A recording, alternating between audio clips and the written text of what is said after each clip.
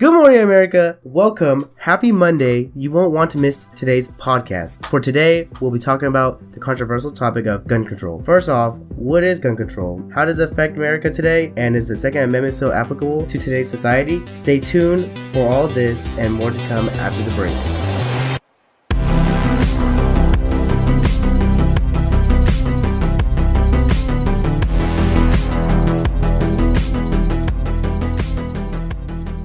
In America today, there are more than 54,000 federally licensed arm dealers scattered across the U.S., meaning that everyone lives within 10 miles of a gun dealer. Relating to gun control, this proves to the problematic as it becomes much harder to control the distribution of firearms. When there are much businesses scattered around America possibly selling guns to the wrong people. The problem with gun control, however, only arises with the implementation of the Second Amendment. The Second Amendment gives every American the right to bear arms. This makes it difficult to near impossible to pass legislation restricting firearms. Putting restrictions on guns infringes upon people's Second Amendment rights. Joining me today, I have Malik, who is a firm believer of gun control policies, and we also have Billy, who is an opponent against gun control policies. How are you doing today, Malik and Billy? Doing good. I'm doing good too. Alright, so for today's first question, should gun control laws be more strict? Malik? We see, Lance, I think that there should be stricter gun control laws. Guns shouldn't be able to be obtained by everyone, and because it is so easily obtained, you have now what it seems like everyone owning a gun in their household. In a recent national survey conducted by political institutions, it says that 36 to 49% of households own a gun, and of those adults owning a gun, there's about 23 to 36% of them. Damn, you did your research. Alright, Billy? Okay, Malik. The Second Amendment protects an individual right to possess a firearm unconnected with service in the militia and to use that arm for traditionally lawful purposes, such as self-defense within the home. The founders understood that the right to own and bear laws is a fundamental and essential to maintaining liberty, as are the rights of free speech, a free press, freedom of religion, and the other protections against government encroachments on liberty in the Bill of Rights. Alright, so I'm going to use this video clip supporting the Second Amendment of Mark Robertson, who gave a speech at Greensboro, North Carolina, supporting the Second Amendment. You can take the guns away from us all you want to. You all write a law, I follow the law, I'll bring my guns down here, I'll turn them in. But here's what's going to happen. The Crips and the Bloods on the other side of town, they're not going to turn their guns in. They're going to hold on to them. And what's going to happen when you have to send the police down there to go take them?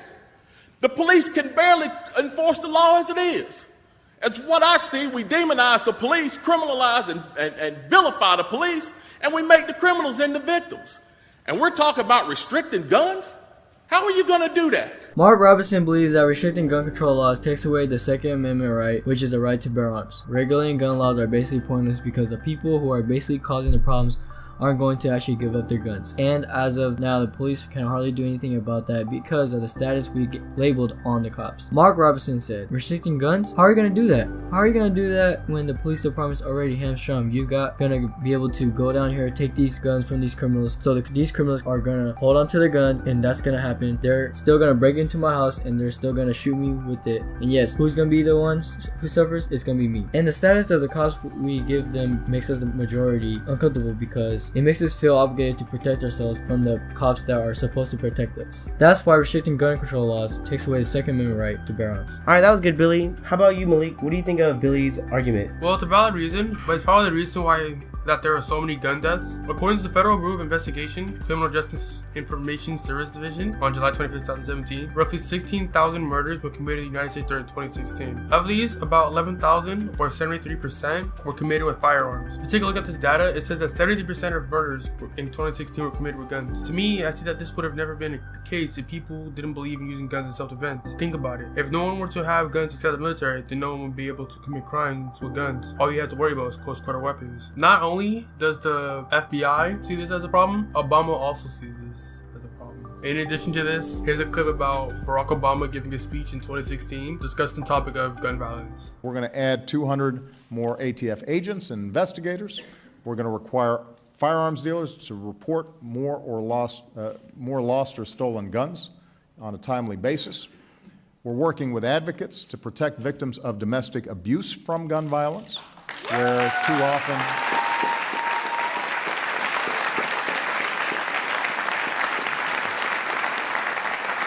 where too often people are not getting the protection that they need.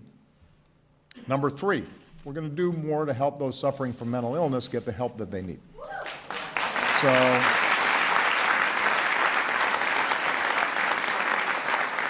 high-profile mass shootings tend to shine a light on those few mentally unstable people who inflict harm on others, but the truth is that nearly 2 in 3 gun deaths are from suicides. So a lot of our work is to prevent people from hurting themselves. That's why we made sure that the Affordable Care Act, also known as Obamacare, finally, that law made sure that treatment for mental health was covered the same as treatment for any other illness. And that's why we're going to invest $500 million to expand access to treatment across the country. Obama made some good points, such as getting the mentally ill the help they needed. The solution provided could reduce the amount of shootings because it seems that most mass shootings have a person that have mental ill issues. So by providing more help, there will be less and less people claiming to have mental illnesses. Another point Bob was with technology and how he believes that we should further our technology to better security options when obtaining a gun. That is actually pretty clever because, like he said, we have the technology to require a fingerprint to open a phone. So why not use that technology that works in a similar way to improve security? Alright, y'all, that's all the time we got today on this podcast about gun violence, but let me give my credits to Malik. Bro, gun control, you heard? And Billy. What's good? Alright, but tell me who won. Honestly, like, I need to know who won. I don't know who won. Comment down below. Say who won. Sponsored by Gatorade. Yee!